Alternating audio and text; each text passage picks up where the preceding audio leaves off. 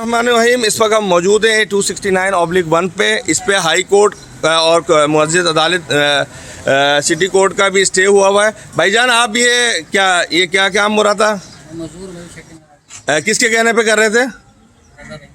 अपना जवाद भाई, आप बताएं कि अदालत के एक फैसला आ गया है, ऑर्डर दिया हुआ है, नाजायज़ ये तामीरात हो रही है। नाजायज़ तामीरात के अगेंस्ट में अहले मोहल्ला ने दरख्वास्त दी थी, कोर्ट ने इस पे ऑर्डर दिया हुआ है। मुझे समझ नहीं आ रहा कि इस पे ऑर्डर के अगेंस्ट में कैसे काम हो रहा है।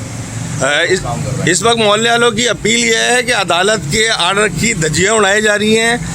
इस पे जो है फौरी तौर पे मुतल्लिका हुकाम नोटिस लें और अभी अहले मोहल्ला की मुदाखलत पे। जी, आप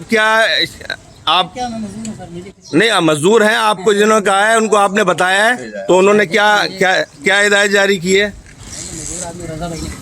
हाँ, तो अब क्या कहा है कि अब बात की है, बोला कि छत लगाओ, ये करो, बोला बारिश आ रही है 2 कमरे का। हाँ, भर दो, तो वही ना स्टे हो जाएंगे ना।